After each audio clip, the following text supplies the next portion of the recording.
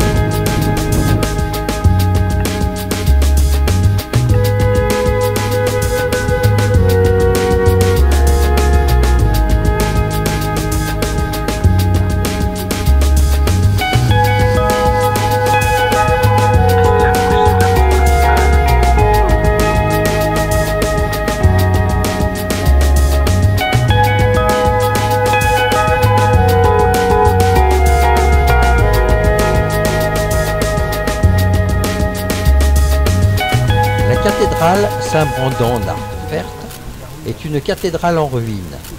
Bâtie au VIe siècle par le saint Brendan de Confère et détruite par un incendie en 1641. Le site est fabuleux et porte une âme authentique et silencieuse, porteuse d'une histoire riche et mystérieuse. Le site de la cathédrale se compose de 3 églises différentes, datant toutes de l'époque médiévale.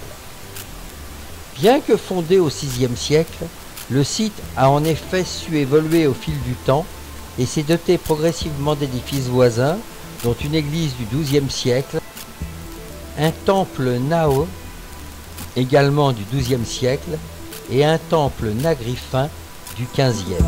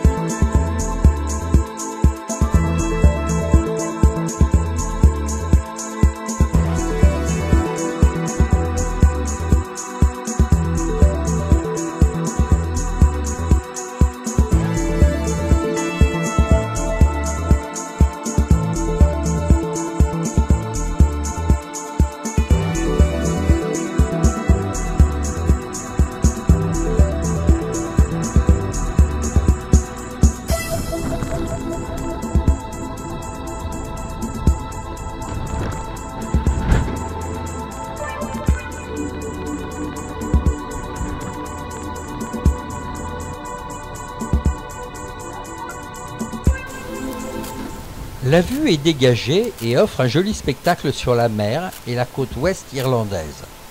Ici, peu de rochers. Bref, Banasstrand devrait ravir les amateurs de jolies plages. Propre, elle fait partie des plus jolies étendues de sable fin de la région du Kerry.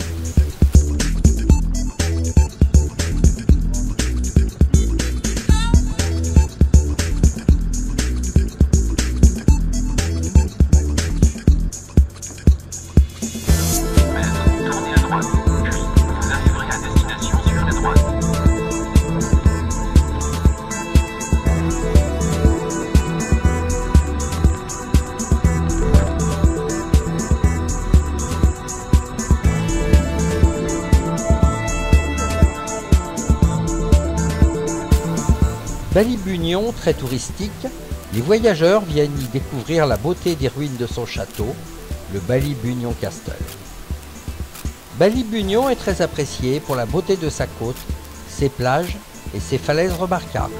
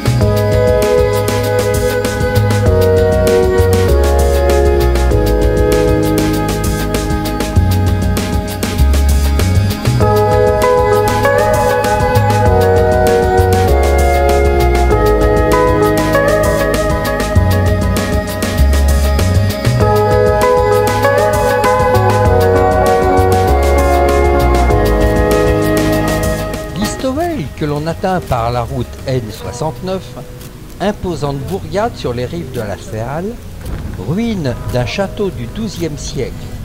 Le dernier a tombé lors de la rébellion contre la reine Élisabeth Ier. Place principale et alignement de maisons pittoresques.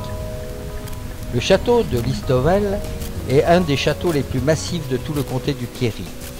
Bâti sur un flanc de colline dans le centre même de la ville, le château s'élève sur pas moins de 15 mètres.